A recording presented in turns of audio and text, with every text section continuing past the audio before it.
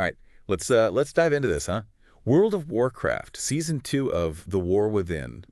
You guys sent us a ton of articles. Yeah. A lot of info to get through, official Blizzard stuff, some I guess, more spicy gaming opinions. Yeah, some hot takes. And you want the cheat sheet before it drops on March 4th, 2025. I get it. Smart move. Smart move. There's a lot to unpack here. And what's really interesting is just how much Blizzard seems to be emphasizing player choice Oh, yeah. in this update. We're seeing it in the gearing systems, the variety of content, even in the way they're handling rewards. Interesting. It's a big shift. Okay, well, before we get to all the goblin-y goodness coming in Season 2, Right. let's talk about what we're leaving behind when Season 1 sunsets. Yeah. I know some folks are like, those completionists, got to get it all. Oh, yeah, the achievement hunters. Yeah, and there's some seriously cool stuff about to vanish. For sure, like that web wrapped in the finest silks meta achievement. Oh, yeah, I saw that. Tough one. Requiring either a top-tier Mythic Plus rating, a high PvP rank,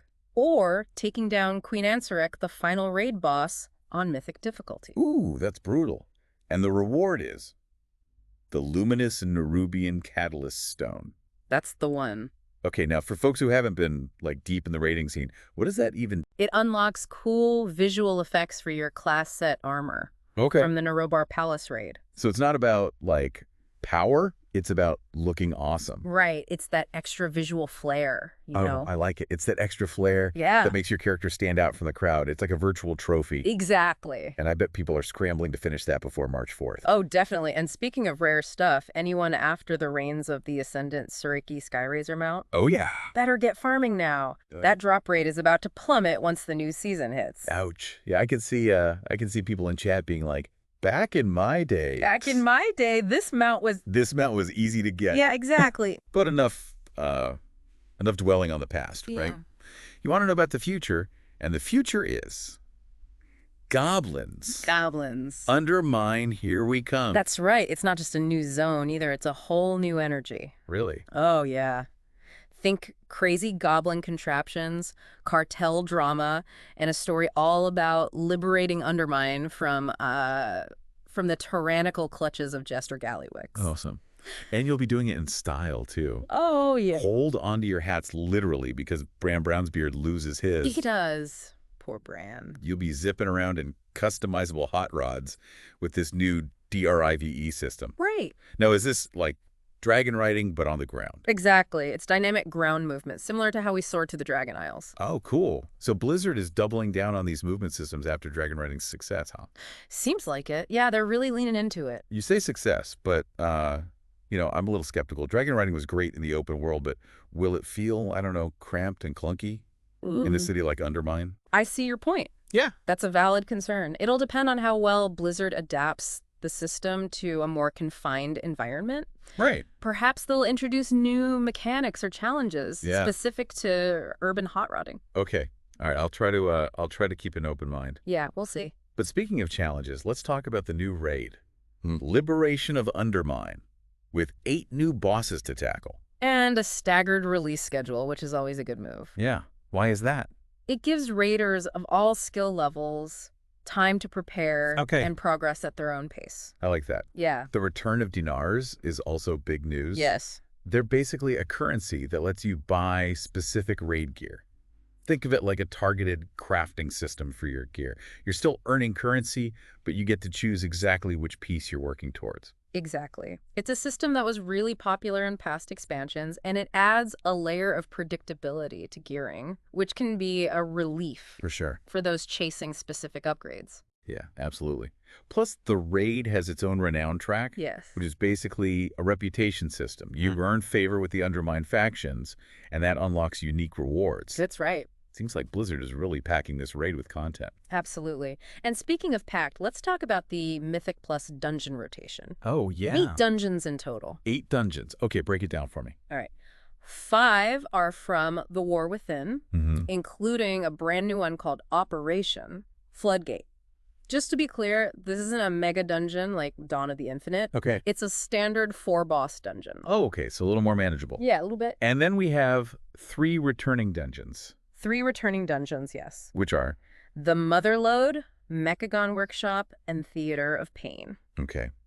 The Mother Lode. Oh, Now, that one has a final boss yes. that is notorious Oh, yes. for chaos, especially in Mythic Plus. Absolutely. Players will need to coordinate carefully to avoid getting overwhelmed, especially with any new affixes or tweaks they've made. Yeah, any little change can really throw a wrench in the works. It can. And Mechagon Workshop, huh? Hmm. That can be a real gear check with those hard-hitting robots. Oh, yeah. You got to be ready for that one. And Theater of Pain. Well, the name kind of says it all, doesn't it? It does. Lots of potential for pain there if you're not careful. Indeed. But pain often comes with great rewards, and for Mythic Plus enthusiasts, there's a big one this season. The Keystone Legend Achievement. Ooh, tell me about it. This is for the truly hardcore dungeon runners. Okay. It requires a Mythic Plus rating of at least 3,000. That's basically Mythic Plus's answer to getting a cutting-edge raid achievement. Wow. Okay, so like really, really hard. Very hard. And the reward. The super cool, enterprising Shredder tank mount. Oh. You'll be cruising into dungeons in style, and everyone will know you earned it the hard way. That's awesome. Okay, so we've got raids, dungeons. You mentioned delves earlier. I did. Are those back too? Oh, they're back, and they're bringing the heat. We've got new rewards, a new storyline, and new challenges to test even the most seasoned delve enthusiasts. All right, lay it on me. What's new in the world of delves? Well, first off, we have 2 brand new delves, Excavation Site 9 and Side Street Sluice. Okay, mysterious names, I like it. What about the storyline? Anything juicy there? Get this, Bran's hat has been stolen. Oh, no. The culprit is a brand new nemesis called the Underpin. Uh-oh. And it's up to us to get that hat back. Gotta love a good Rescue the Artifact questline. Oh, definitely. Bran without his hat. Unthinkable.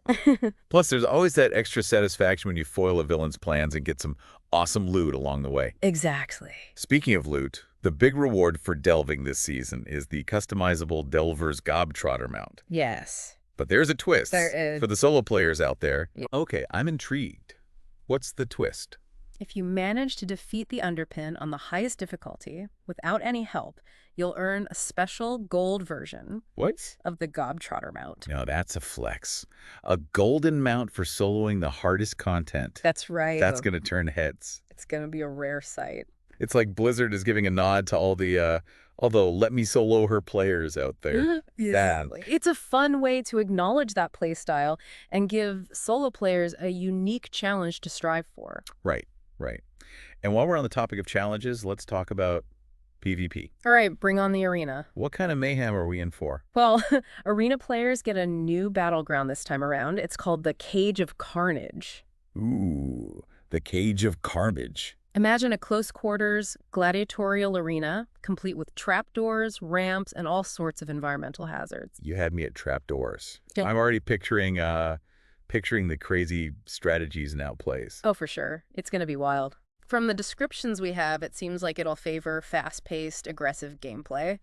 Definitely going to shake up the meta. I like it. I like it. And of course, there are new rewards for the gladiators among us. Absolutely. A wicked fellback gladiator mount awaits those who conquer the 3v3 arena ladder. Ooh, nice. And for rated PvP, unique electro eel mounts. Oh, wow. Imagine zipping around on one of those. Definitely a status symbol. Okay, so Arena's getting a lot of love this time around. It seems that way. What about those of us who prefer to brawl it out in battlegrounds or try our luck in solo shuffle? Well, there are achievements for those too, Okay. but they don't come with substantial rewards like mounts or transmog. Interesting. So maybe this season is more focused on Arena Yeah, as the main competitive scene, perhaps. or maybe they're cooking up something bigger for battlegrounds and solo shuffle in the future. We'll have to wait and see. But for now, it seems like Arena is the place to be if you're chasing those prestigious rewards. All right, so we've got raids, we've got dungeons, we've got delves, we've got PvP. Anything else we need to cover? Wait, don't tell me. A new world boss. You know it. The Godfather is stomping around, ready to drop some Undermine-themed armor pieces. And I bet those armor pieces look amazing. Oh, they do. Any standouts we should mention? Oh, definitely. The Darkfuse dinner jacket sounds incredibly stylish. And the Hornadorn chassis are sure to turn heads. Okay, now those are some transmog pieces Yeah. I could get behind. For sure. All right, so we've covered a lot of ground here, We have. but no season would be complete without meta achievements. Ah, Hit me with them. all right. What do we need to achieve for ultimate bragging rights? This season has two. The first is Master Blaster, which rewards you with a catalyst charge. Okay, now for those who might be unfamiliar, a catalyst charge is basically a way to upgrade your raid peer set. They're super valuable, and this achievement gives you another way to earn one. That's right. You can complete Master Blaster by either reaching a certain rating in PvP Mythic plus Juan, or defeating the final raid boss on Heroic or Mythic difficulty. So it's another example of Blizzard giving players options. You can choose the path Right. that best suits your playstyle. I like it, I like it. What about the second meta achievement? The second one is called Dress to the Mines, and it's all about those visual effects. You can earn this one by completing the raid on Mythic, reaching 2,500 in Mythic plus on, or hitting the Elite PvT rank. So once again, you have multiple paths to choose from. All right, so we've got options for earning those catalyst charges, options for getting those sweet visual effects, and options for how we even want to play the game. I'm sensing a theme here. Definitely. Choice seems to be at the heart of this update, and that's what we'll be diving into next. Yeah. How does this emphasis on player agency shape the overall experience of Season 2? Ooh, that's a great question. Stay tuned, folks. We're just getting started. Okay, so we talked about all the shiny new features and systems in Season 2 of the Warwithin, but how does it all come together? What does it mean for you, the player?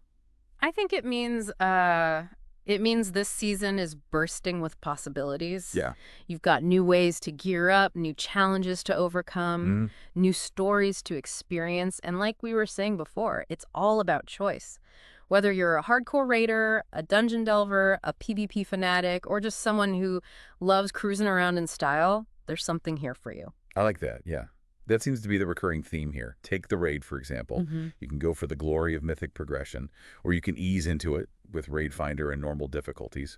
And with the return of dinars, you're not just at the mercy of random drops. You can actually target the pieces you need. Exactly. It's like they're acknowledging that not everyone wants to, live and breathe the bleeding edge of content. Some people just want to experience the story, maybe snag some cool loot along the way. Yeah, and that's totally valid.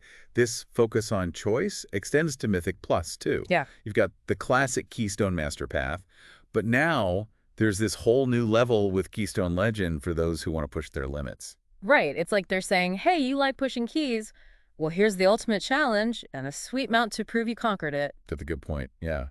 And it's not just about group content either. Delves are back, and you can tackle those solo with friends or go full let me solo her mode and take on the underpin by yourself on the hardest difficulty. Oh, yeah. That golden gobtrotter mount is going to be a serious badge of honor. Right. I can already picture people showing it off in town, like bragging about how they soloed the toughest delve. Oh, for sure. It's going to be like, look what I did. Yeah, I did this all by myself. Yeah, exactly. It's interesting, isn't it, how they're incorporating elements from other games, Yeah, like yeah. that solo challenge into World of Warcraft. It shows they're paying attention to what players enjoy, even outside of their own game. Yeah, and responding to it. It feels like they're genuinely trying to make the War Within an expansion that has something for everyone. Which, historically speaking, hasn't always been the case with World of Warcraft expansions. There have been times when certain playstyles or types of content felt neglected. True. Yeah, I remember those days. But this time around, it seems like they're trying to hit all the marks. Raiding, dungeons, delves, PvP.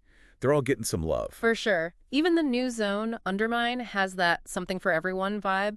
You can dive deep into the main storyline, grind reputation with the different goblin cartels, or just cruise around in your tricked out hot rod and enjoy the sights. Speaking of those hot rods, Yeah. I'm really curious about how the DRIVE system will actually play out. Is it just cosmetic? Right. Or will those hot rods have different stats and abilities? Could there be hidden areas or secrets that are only accessible with certain hot rod builds? Ooh, that's a cool idea. It would add a whole new layer of exploration and discovery to the zone. Imagine racing your friends through the streets of Undermine, trying to find the best routes and shortcuts. Yeah, or maybe there are hidden jump puzzles that require a specific type of engine or suspension to complete. Ooh, I like that. The possibilities are endless. It's definitely something we'll have to explore once the patch drops. Yeah. And then there's the whole crafting aspect of it, right? Are we going to be able to build our own hot rods from scratch? Or will we be modifying pre-existing models? That's a great question. I haven't seen any specifics on the crafting system yet, Hmm. but I'm sure there will be some level of customization involved. Maybe we'll be able to scavenge parts from defeated enemies or complete quests to unlock new blueprints. And imagine the social aspect of it. People showing off their custom rides, trading parts, maybe even forming hot rod clubs. It'd be a whole subculture within the game. Oh, absolutely. It's really exciting to think about, and it ties back into that theme of player choice and agency, right? Hmm. Blizzard is giving us the tools to express ourselves not just through our character's appearance, Right. but through our vehicles as well. It's a new way to leave your mark on the world of Warcraft, to create something unique and show off your personality. Exactly. And while we're on the topic of creating and customizing, let's circle back to those delves for a moment. Right. What about them? Specifically, the challenge Delve with the Underpin. It seems like that's going to be the ultimate test for delve enthusiasts, a true measure of skill and strategy. Defeating him solo on the highest difficulty. Yeah. That's going to require a deep understanding of your class, perfect execution, and maybe a little bit of luck. Oh, for sure. And the reward is more than just a mount, right? It's a symbol of mastery, a testament to your dedication and perseverance. That Golden Delver's Gobtrotter is going to be a rare sight. Yeah, And everyone who sees it will know you earned it through sheer determination. I like that. It's a reminder that even in a massively multiplayer game like World of Warcraft, there's still room for individual achievement and recognition. You don't always need a raid team or a dungeon group to prove yourself. Sometimes it's just you against the world. And that's a powerful message, isn't it? It's about embracing the challenge, pushing your own limits, and finding satisfaction in your own accomplishments. And that brings us back to the heart of what we're talking about here, right? Mhm. Choice. You choose how you want to play, you choose what challenges you want to face, and you choose what kind of player you want to be. Exactly. And that choice is reflected in every aspect of this update, from the gearing systems to the raid difficulties to the solo challenges. It's a celebration of player agency, and it's one of the things that makes Season 2 of the Warwithin so exciting. So you've absorbed all this info about the new zones, the raids, the dungeons, the delves, the PvP updates. What's next? Well, there's a lot to unpack here. Yeah. And it's important to remember that this is just the tip of the iceberg. There are bound to be surprises and hidden gems that we won't discover until the patch goes live. Right. We're working with a limited amount of information here. Who knows what secrets Blizzard is still hiding? Exactly. But that's part of the fun. It's all about exploration and discovery. Hmm. And as you prepare for the launch of Season 2, it's important to stay informed, stay adaptable, and most importantly, stay curious. I like it. There's a whole world of adventure waiting to be explored in Undermine and beyond. And who knows what secrets and surprises we might uncover along the way. But before we get ahead of ourselves, let's take a step back and consider something crucial. Sometimes the most interesting insights come from looking at what's not being emphasized. Ooh, I like where this is going. You're talking about the stuff that's lurking in the shadows, the things that might slip under the radar. Exactly. We need to look beyond the flashy new features and consider the aspects of the game that might not be getting as much attention. Like what? Give me an example. I'm all ears. Well, we talked about how non-arena PvP is getting a bit less love this season. The rewards for Solo Shuffle and Battleground Blitz aren't as exciting as those for arena players. Right, that stood out to me too. Does that mean Blizzard is trying to push arena as the main competitive scene? Mhm. Or are they planning something bigger for those other PvP modes in the future? It's a bit of a head-scratcher. It is, and it's something for you as a player to consider. How do you feel about that shift in focus? Are you okay with it, or does it make you hesitant about investing time in those modes? And here's another thing that's been strangely silent. Class balance. We haven't seen any specifics about class changes in any of the articles you provided. That is curious, isn't it? Especially considering how much the meta can shift Right. from one season to the next. Exactly. Some classes might be overpowered, others might be underperforming. It's a huge factor in how the game feels, both in PvE and PvP. So why the radio silence? It's possible Blizzard is holding back those details until closer to the release date. Maybe they're doing some final tuning based on player feedback from the public test realm, PTR. Or maybe they're trying to keep some surprises up their sleeve. Imagine logging in on patch day and finding out your class got a major overhaul. That would certainly shake things up, but it also raises some concerns. What if those changes aren't well received? What if they create new imbalances? Right. Or make Man. certain specs unplayable? It's a gamble, Yeah. for sure. But hey, that's part of what keeps World of Warcraft interesting, right? Well, There's yeah. always that element of the unknown, that sense of anticipation for what's coming next. And that's what we'll be diving into after the break. How did these unanswered questions, these lingering uncertainties, affect your approach to Season 2? Don't go anywhere, folks. We'll be right back after a word from our sponsors.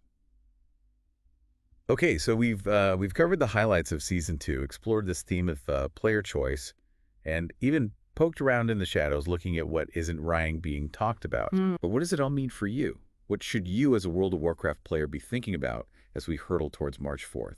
It means going into this season with eyes wide open. Yes, there's a ton to be excited about. Undermine the hot rods, that golden solo delve mount. But there are also those unknowns we discussed. The silent treatment on class balance, for example. Mhm.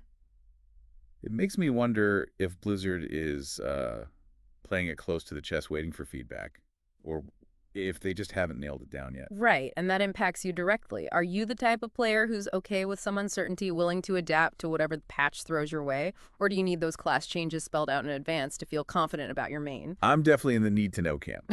If my main spec suddenly becomes bottom tier, I want a heads up so I can at least plan accordingly. Yeah, that's fair. It's all about knowing yourself as a player. And the same goes for that shift in focus towards arena PvP. Yeah. Does that excite you? Or do you feel like battlegrounds and solo shuffle are getting left behind? Honestly, I'm a little bummed about the lackluster rewards for non-arena PvP. I love the chaos of battlegrounds, and I was really hoping to grind out some cool transmog this season. Yeah, it's a valid feeling. Yeah. And it highlights another important point. Sometimes the best way to get what you want in a game is to be vocal about it. Provide feedback on the forums, engage with the community, let Blizzard know what you're loving and what you're missing. That's such a good point. It's easy to get caught up in the hype cycle, but ultimately games are made better when players actually share their thoughts and concerns. Exactly. So as you gear up for Season 2, remember this. It's not just about absorbing information. It's about processing it, applying it to your own playstyle, and maybe even taking action. So instead of just passively consuming all these patch notes and articles, Yeah. take a step back and ask yourself, what does this mean for me? What are my goals? And what do I need to do to achieve them? Will you be chasing that Keystone Legend achievement, pushing your Mythic Plus rating to the limit? Or are you more intrigued by the Solo Delve Challenge, testing your skills and earning that prestigious golden mount? Maybe you're all about fashion, and those Godfather armor pieces have your name on them. Or perhaps you're a role player, and you're already dreaming up storylines that unfold against the backdrop of Undermine. There's no right or wrong answer here. It's about finding what sparks joy for you and pursuing it with passion. And that's what makes World of Warcraft, and particularly this season, so compelling. It's a world of possibilities, a canvas for you to paint your own adventure. So as we wrap up this deep dive, I encourage you to do just that: dive in, explore, experiment, and most importantly, have fun. And don't forget to come back and tell us all about your experiences in the comments. We want to hear what you discover, what challenges you overcome, and what triumphs you achieve. Until next time. Happy delving.